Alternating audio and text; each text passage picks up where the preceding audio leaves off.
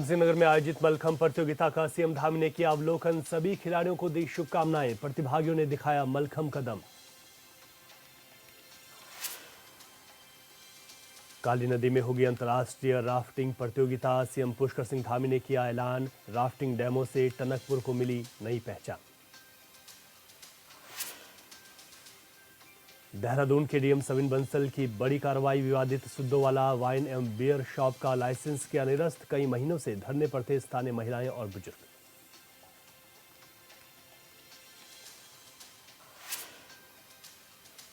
ज्योतिर्मठ के मयंक पवार ने देश और प्रदेश का नाम किया रोशन। चीन में 9वें एशियाई शीतकालीन खेलों में लिया हिस्सा। 12-13 फरवरी की प्रतियोगिता में टिकी सबकी नजरें। गढ़वाली हास्य कलाकार घनानंद का निधन। पिछले 4 दिनों से वेंटिलेटर पर थे घन्ना। उत्तराखंड सिनेमा जगत में शोक की लहर।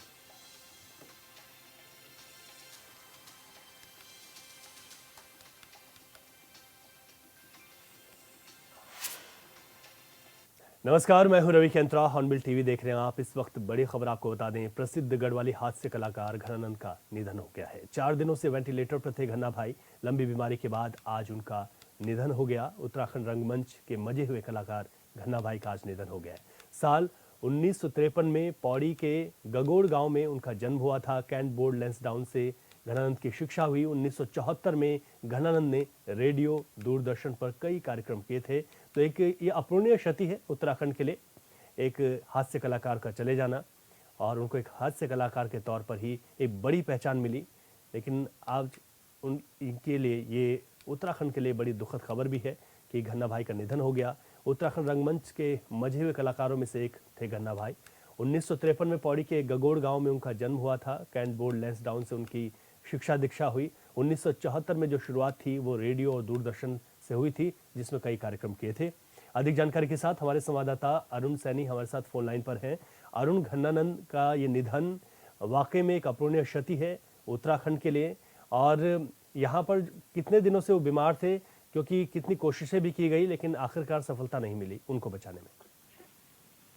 जी रवि, बिल्कुल। देखिए, उत्तराखंड के लिए एक अपूर्णीय क्षति है जिसमें घनानंद उर्फ धन्ना भाई, जो कि हास्य कलाकार, प्रसिद्ध लोक हास्य कलाकार वो रहे, और उनका निधन जो है वो हो गया है। और महंत इंद्रेश अस्पताल में उन्होंने जो है अंतिम सांस ली, और 4 दिनों से जो है वो वेंटिलेटर पर थे, और 4 दिन से लगातार उनका इलाज चल रहा था। डॉक्टर लगातार कोशिश कर रहे थे कि किसी तरह उनको बचाया जा सके, तो लेकिन जो है वो कामयाबी नहीं मिली, और उन्होंने आज अपने जो है वो अंतिम सांस ली है।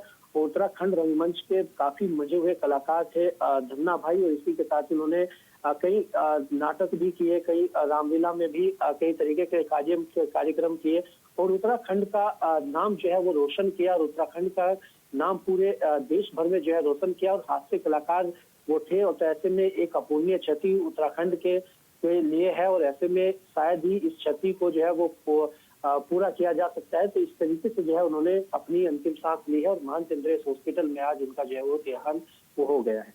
ठीक है अरुण, शुक्रिया आपका जानकारी के लिए। आगे बढ़ते हैं। इन दिनों उत्तराखंड में राष्ट्रीय खेलों का आयोजन किया जा रहा है। उत्तराखंड के खिलाड़ी अपना पूरा दमखम दिखा रहे हैं। सीएम धामी भी खेलों को लेकर पूरी तत्परता के साथ व्यवस्थाओं पर नजर बनाए हुए हैं। इसी कड़ी में आज उधमसिंह नगर में 38वें राष्ट्रीय खेल के अंतर्गत आयोजित मलखंभ प्रतियोगिता का सीएम धामी ने अवलोकन किया। सीएम धामी के साथ पत्नी गीता धामी भी मौजूद रही। सीएम धामी ने कार्यक्रम को संबोधित कर मलखंभ की महत्वता को बताया, साथ ही मौजूद खिलाड़ियों का भी हौसला अफजाई की। राष्ट्रीय खेल आयोजित हो रहे हैं, ये 11 स्थानों पर हो रहे हैं, एक स्थान पर नहीं हो रहे हैं। हमारे चेयरमैन टनकपुर के भी जीते हैं बड़े मतों से। आप ऊपर आ जाइए, मंच पर आ जाइए, कहां दूर खड़े हैं वहां। श्री विपिन कुमार जी, एक बार ताली बजा दीजिए इनके लिए भी, ये भी जीत के आए। अभी पूर्णागिरी मैया का मेला भी वहां होने वाला है। और कल एक बड़ा ऐतिहासिक काम हुआ। ऐतिहासिक काम ये हुआ कि अभी तक राफ्टिंग की जो प्रतियोगिता होती थी, राफ्टिंग की प्रतियोगिता पहली बार Guinness Book of World Record किसी स्थान का बना है। तो हमारा मां पूर्णागिरी का स्थान, मां शारदा का तट, टनकपुर का हमारा भूमि क्षेत्र भारत के नक्शे में नहीं, विश्व के नक्शे पर आ गया, जहां रात में जो है राफ्टिंग की प्रतियोगिता कल संपन्न हुई है। तो भाइयों बहनों, मैं बता रहा था कि 11 स्थानों पर यह प्रतियोगिता आयोजित की गई है। इसमें अनेक जगह पर स्टेडियम बने, जैसे यहां पर तो स्टेडियम पहले से बन रहा था, हल्द्वानी में बना है, रुद्रपुर में वेलोड्रम, जहां मेरी आप लोगों ने देखा होगा साइकिल चलाते हुए जो तस्वीर आई है, मैंने वो वेलोड्रम को ही मैं भी देख रहा था, उस दिन भी वहां प्रतियोगिता आयोजित हो रही थी। हल्द्वानी में बड़ा इंफ्रास्ट्रक्चर बन गया, हमारा हरिद्वार में बन गया, देहरादून में बन गया, यहाँ चकरपुर में बन गया, या राफ्टिंग की प्रतियोगिता हो गई। टेहरी में मैं इसके बाद जा रहा हूं, यहां से टेहरी में वाटर स्पोर्ट्स के क्षेत्र में कैनोइंग और कैकिंग, ये प्रतियोगिता हम पिछले 2 सालों से लगातार वहां आयोजित करवा रहे हैं। इस बार वहां पर भी राष्ट्रीय खेल आयोजित हो रहे हैं। यानी कि हर स्थान पर हमारे अच्छे अच्छे इंफ्रास्ट्रक्चर बन गए हैं, और जो हमने देवभूमि को ड्रग्स फ्री देवभूमि बनाने का संकल्प लिया है, उसमें भी ये हमारा इंफ्रास्ट्रक्चर बहुत काम आने वाला है। हमारे जो बच्चे हैं, हमारे खिलाड़ी हैं, कई बार उनको खेलने का अच्छा स्थान नहीं मिल पाता है, अच्छा इंफ्रास्ट्रक्चर नहीं होता है, उसके कारण से उनका ध्यान भटकने लगता है, ध्यान दूसरी दिशा में जाने लगता है। लेकिन भाइयों बहनों, ये इंफ्रास्ट्रक्चर बन जाने से हमारे खिलाड़ियों को भी आगे बढ़ने का मौका मिलेगा, हर क्षेत्र में अपने खेलों का प्रदर्शन करने का अवसर मिलेगा। ये चकरपुर का स्टेडियम भी इसी क्रम में 16 करोड़ रुपए की अधिक लागत से विश्व स्तरीय खेल सुविधाओं से युक्त किया गया है, जो हमारे युवाओं को विभिन्न खेलों की उत्कृष्टता प्राप्त करने में सहायता प्राप्त करेगा। मुझे ये बताते हुए अत्यंत गर्व की अनुभूति हो रही है कि इस बार के राष्ट्रीय खेलों में उत्तराखंड के खिलाड़ियों ने अब तक 17 स्वर्ण पदक के साथ पहली बार 77 से भी अधिक मेडल लाने में सफलता प्राप्त की है। एक और आ गया, अब कितने हो गए? अच्छा, 18 हो गए। चलिए, बहुत बधाई आप लोगों को सबको। तो भाइयों बहनों, जो हमने कहा था कि इस खेल के आयोजन के बाद, राष्ट्रीय खेलों के आयोजन के बाद, हमारा ये देवभूमि उत्तराखंड देवभूमि वीरभूमि के साथ खेल भूमि के रूप में भी स्थापित होगा, और हम उस दिशा में सही प्रकार से हम आगे बढ़ रहे हैं। जो गोवा में हमारे नेशनल गेम्स हुए थे, 37वें नेशनल गेम्स, उसमें हमारी रैंकिंग थी 25वें स्थान पर, और अब हमारी रैंकिंग आ गई है, शाम तक 6ठी पर आ जाएगी, अभी हम 7वें पोजीशन पर हैं। तो इस प्रकार से हम, आप सोचिए कितनी लंबी छलांग हमारी लगाई गई है। भाइयों बहनों, आदरणीय प्रधानमंत्री श्री नरेंद्र मोदी जी के नेतृत्व में आज भारत के पारंपरिक जो खेलों को न केवल सम्मान की दृष्टि से देखा जा रहा है, बल्कि उन्हें वैश्विक पहचान भी मिल रही है। केंद्र सरकार द्वारा 2036 के ओलंपिक खेलों की मेजबानी के लिए भेजे गए प्रस्ताव में हमारे पारंपरिक खेलों में जैसे कबड्डी है, खो खो है, योग आदि को भी ओलंपिक में शामिल करने के प्रयास भी किए गए हैं। मुझे प्रसन्नता है कि उत्तराखंड में आयोजित हो रहे 38वें राष्ट्रीय खेलों में पहली बार योग और मलखम्ब जैसे हमारे पारंपरिक खेलों को शामिल किया गया है। मेरा मानना है कि मलखम्ब केवल एक खेल नहीं, बल्कि शारीरिक दक्षता, मानसिक एकाग्रता, संतुलन और आत्मसंयम का अद्भुत संगम है। यह हमारे भारत की एक ऐसी प्राचीन विरासत है जिसे संजो कर रखना हम सभी का कर्तव्य है, हम सबकी जिम्मेदारी है। और मुझे बड़ी खुशी होती है जब मैं किसी भी प्रतियोगिता में शामिल होने जाता हूं, तो वहां पर मुझे मलखम्ब जब दिखाई देता है तो मेरे मन में स्वतः ही आ जाता है कि ये मलखम्ब वाले जो है हमारे यहीं के होंगे, सब आसपास के पूरे क्षेत्र के। और मैं पूछता हूं तो अधिकांश बच्चे हमारे इस क्षेत्र से मलखम्ब में आगे आ रहे हैं। आज मलखम्ब है, कुश्ती, जिम्नास्टिक का एक ऐसा अद्भुत मिश्रण है जिससे शरीर, मन और आत्मा के संतुलन को साधने की अद्वितीय क्षमता है। यही कारण है कि आधुनिक खेलों के बीच में इसकी अपनी एक विशिष्ट पहचान बनी है। आज के इस अवसर पर मैं आप सभी को आश्वस्त करता हूं कि हमारी सरकार प्रदेश में पारंपरिक खेलों को बढ़ावा देने के लिए भविष्य में भी इसी प्रकार कार्य करती रहेगी। मेरे युवा साथियों, मुझे पूरा विश्वास है, मुझे पूरा विश्वास है कि आप में से कई खिलाड़ी आने वाले समय में हमारे छात्र छात्राओं में से भी, हमारे बच्चों में से भी आने वाले कई खिलाड़ी अंतर्राष्ट्रीय मंचों पर भारत का प्रतिनिधित्व करेंगे। और यहाँ वक्त है एक छोटे से ब्रेक का। उत्तराखंड की खबरें जारी हैं।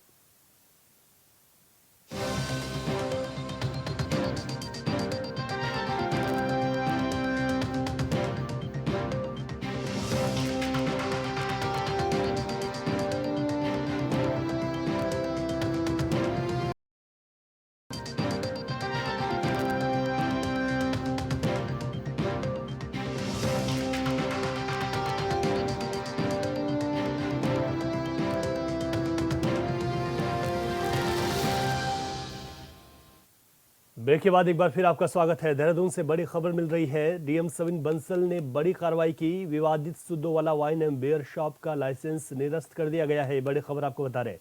नियम 59 के तहत ये कार्रवाई की गई है। कई महीनों से यहाँ पर स्थानीय महिलाएं और बुजुर्ग धरने पर बैठे हुए थे और इस शॉप को बंद करने की मांग कर रहे थे। ऐसे में जिलाधिकारी देहरादून की ओर से बड़ी कार्रवाई की गई है। विवादित Suddhowala wine and beer shop को बंद कर दिया गया है, उसका लाइसेंस निरस्त कर दिया गया है। नियम 59 के तहत ये कार्रवाई की गई। यहाँ के स्थानीय लोग, महिलाएं और बुजुर्ग कई दिनों से धरने पर बैठे थे और दुकान को बंद करने की मांग पर अड़े हुए थे। ऐसे में लाइसेंस निरस्त कर दिया गया है।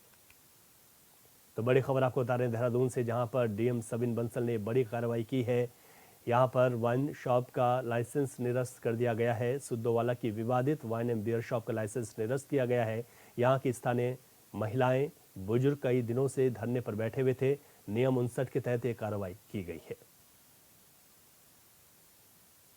तो विवादित सुद्दोवाला की वाइन एंड बियर शॉप को बंद कर दिया गया है, उसका लाइसेंस निरस्त किया गया है। कई महीनों से स्थानीय महिलाएं और बुजुर्ग धरना प्रदर्शन कर रहे थे वाइन शॉप को बंद कराने को लेकर। डीएम सविन बंसल ने बड़ी कार्रवाई करते हुए नियम 59 के तहत लाइसेंस निरस्त कर दिया है। बड़ी खबर आपको बता रहे देहरादून से, विवादित Suddhowala wine and beer shop का लाइसेंस निरस्त किया गया है। नियम 59 के तहत डीएम सविन बंसल ने ये कार्रवाई की है। अधिक जानकारी के साथ हमारे संवाददाता योगेश आर्य फोन लाइन पर हमारे साथ हैं। योगेश, वाइन शॉप को लेकर लगातार विवाद चल रहा था, ये विवाद किस तरीके का था और जो कार्रवाई की गई है उसके बाद जो स्थानीय लोग हैं उनका क्या कुछ इस पर कहना है?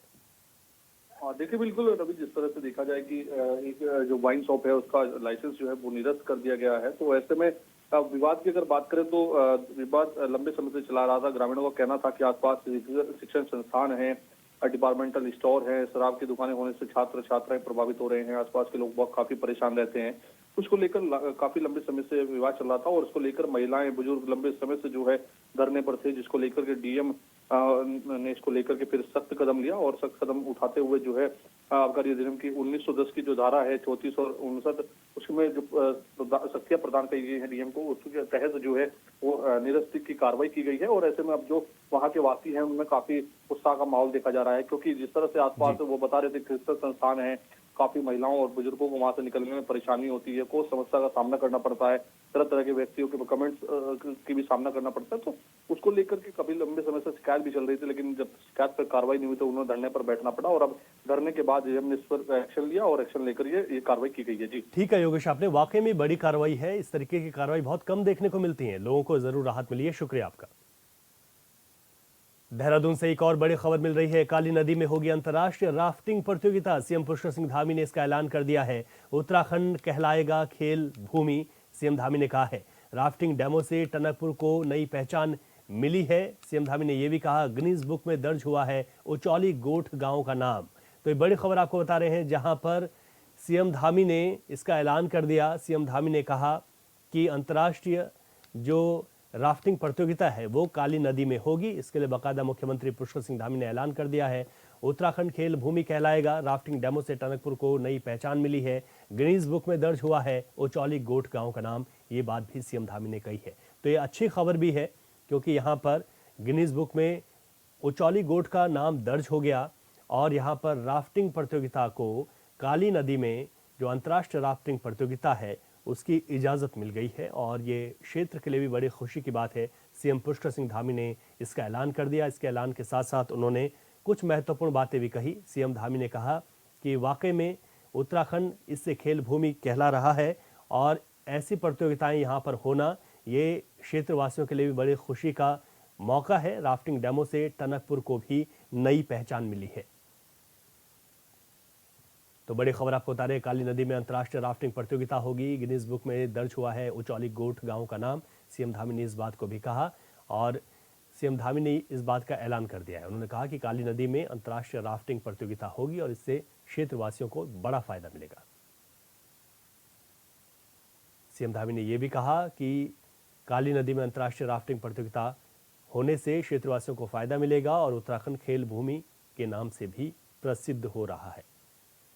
तो आपको बताते चले कि इस वक्त उत्तराखंड में 38वें नेशनल गेम्स चल रहे हैं। अलग अलग जगहों पर नेशनल गेम्स हो रहे हैं और इसी बीच ये बड़ी खबर है कि राफ्टिंग को लेकर जहां पर मुख्यमंत्री ने यह ऐलान कर दिया कि काली नदी में अंतर्राष्ट्रीय राफ्टिंग प्रतियोगिता आयोजित की जाएंगी। गिनीज बुक में भी उचौली गोठ गांव का नाम दर्ज हुआ। इस बात का जिक्र भी सीएम पुष्कर सिंह धामी ने किया है।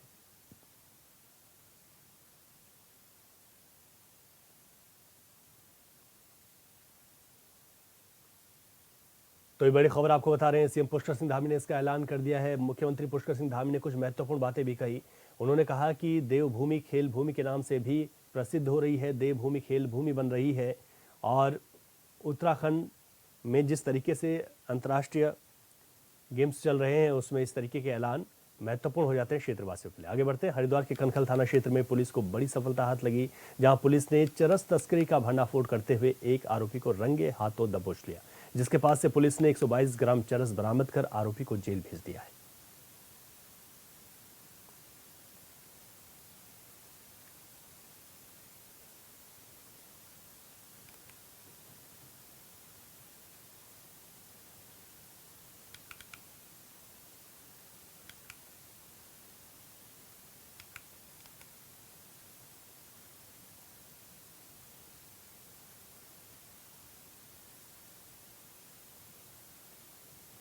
चीन के हामिंग स्नो सिटी में आयोजित हुए 9वें एशियाई शीतकालीन खेलों में हिस्सा लेने वाले ज्योतिर्मठ के मयंक पवार ने देश और प्रदेश का नाम रोशन किया है।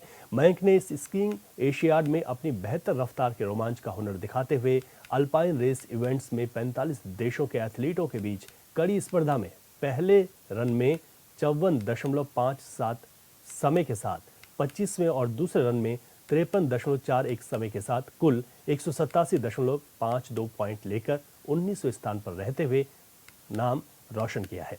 मयंक पवार ने अपनी इस रेस के दौरान अपना बेहतर स्टार्ट के साथ भारत के ओलंपिक स्टार एथलीटों समेत एशियाई देशों के कई धुरंधर एथलीटों को पीछे छोड़ते हुए अपने फिश पॉइंट में सुधार भी किया है। अब 12 और 13 फरवरी को होने वाली वर्ल्ड स्कीइंग चैंपियनशिप में मयंक की परफॉर्मेंस पर सभी की निगाहें टिकी हुई हैं। साथ ही ज्योतिर्मठ क्षेत्र के लोगों ने मयंक के बेहतर प्रदर्शन के लिए भगवान से प्रार्थना भी की है। मयंक पवार है हमारे ज्योतिर्मठ के, खासतौर से जो हमारा गांव है सुनील गांव के निवासी हैं और काफ़ी समय से हमारे इंडियन आर्मी में भी सेवाएं दे रहे हैं। तो हम लोगों के लिए बहुत खुशी की बात है कि उन्होंने अभी चाइना में जो उनका परफॉर्मेंस रहा है तो कई सारे ओलंपियन वगैरह को भी उन्होंने अभी काटा हुआ है और यहाँ तक कि जो 5.6 लगभग 6 सेकंड की लीड अल्पाइन स्कीइंग में बहुत बड़ी लीड मानी जाती है। तो उन्होंने खासतौर से जो हमारे इंडिया में है वो अभी नंबर 1 स्कीयर है। तो हमारे जो सुनील पूरा जो गांव है हम लोग काफ़ी खुश हैं और उनको बहुत बहुत शुभकामनाएं और बधाई। ज़बरदस्त है, लोगों में हर्ष और उल्लास की लहर है। यहाँ पर जितने भी स्कीइंग प्रेमी हैं, लोकल लोग हैं, बहुत खुश हैं कि हमारे यहाँ का जो ये एथलीट थे मयंक पवार, इन्होंने जोशीमठ उत्तराखंड और भारत का नाम रोशन किया और भारत में जितने भी एथलीट थे उनमें से सबसे सर्वश्रेष्ठ प्रदर्शन मयंक पवार का रहा। तो मेरी तरफ से, हम पूरे क्षेत्रवासियों की तरफ से मयंक पवार को बहुत बहुत बधाई और वर्ल्ड कप के लिए हम सब की तरफ से बेस्ट ऑफ लक कि आप हमारे क्षेत्र का और इस देश का नाम और रोशन करें।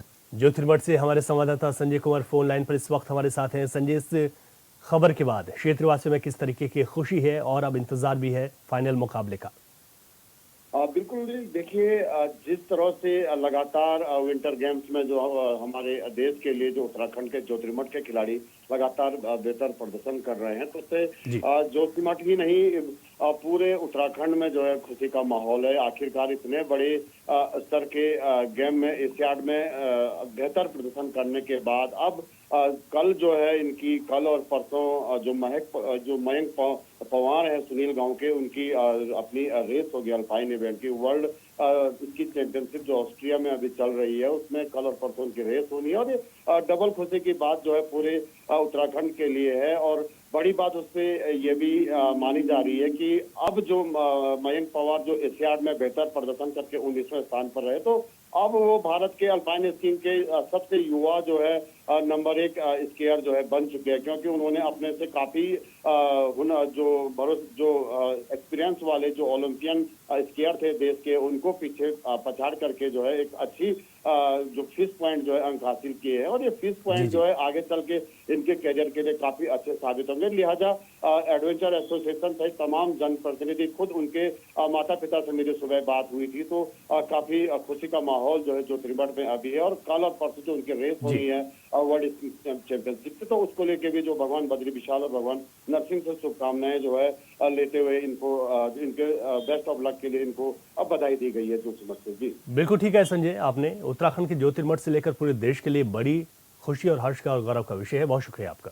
आगे बढ़ते, हाल ही में हुए निकाय चुनाव में उत्तरकाशी में बीजेपी को कड़ी हार का सामना करना पड़ा, जिसको लेकर अब पार्टी चिंतित है और इस हार की समीक्षा करने जा रही है। गौरतलब है कि लोकसभा चुनाव के दौरान पार्टी का वोट प्रतिशत काफी आगे था, जबकि उसके बाद लगातार ग्राफ गिरता नजर आ रहा है। ऐसे में पार्टी नेताओं का मानना है कि कहीं ना कहीं पार्टी के ही कार्यकर्ताओं की ओर से पार्टी के खिलाफ ही गतिविधियां देखने को मिली हैं और अब ऐसे नेताओं और कार्यकर्ताओं पर निष्कासन की कार्रवाई की जाएगी जिन्होंने निकाय चुनाव में पार्टी के खिलाफ काम किया। देखिए, भारतीय जनता पार्टी हर चुनाव से कुछ न कुछ सबक लेती है और चाहे हम चुनाव जीतें या हारें, उस चुनाव की हर स्तर पर पार्टी समीक्षा भी करती है। निश्चित रूप से उत्तरकाशी जिले में जिस प्रकार से चुनाव के जो परिणाम आए हैं, और चाहे लोकसभा की बात करें चाहे निकाय की बात करें, उसमें कहीं ना कहीं कोई जो चूक हुई होगी उसकी पार्टी समीक्षा कर रही है। और पार्टी ने निकाय चुनाव को बहुत गंभीरता के साथ लिया है। जैसा कि हमारे प्रदेश अध्यक्ष जी ने स्पष्ट किया है कि चाहे कोई भी पदाधिकारी हो, अगर किसी ने अनुशासनहीनता या पार्टी के खिलाफ किसी की गतिविधियां रही हों तो उसको किसी भी प्रकार से बख्शा नहीं जाएगा और पार्टी इसकी समीक्षा कर रही है। बीते दिनों हुई बीजेपी की संगठन बैठक में फैसला लिया गया कि अब 45 साल की आयु पार कर चुके पार्टी कार्यकर्ता मंडल अध्यक्ष के लिए दावेदारी प्रस्तुत नहीं करेंगे। माना जा रहा है कि युवाओं को मौका देने के लिए संगठन ने ये फैसला लिया है। ऐसे में लंबे समय से संगठन में काम कर रहे कई कार्यकर्ताओं में रोष भी व्याप्त हो गया। लिहाजा पार्टी अब ये दलील दे रही है कि भारतीय जनता पार्टी बहुत बड़ी पार्टी है और कार्यकर्ताओं को अपना योगदान देने के लिए मंडल अध्यक्ष के अलावा और भी कई पद हैं जिन पर योग्य कार्यकर्ताओं को जरूर श्रेष्ठता प्रदान की जाएगी। भारतीय जनता पार्टी में कार्यकर्ताओं का सम्मान होता है और जहां पर हमारे जो 45 वर्ष के ऊपर उम्र के जो हमारे कार्यकर्ता हैं, पदाधिकारी हैं, उनके लिए अन्य पद भी पार्टी के अंदर हैं।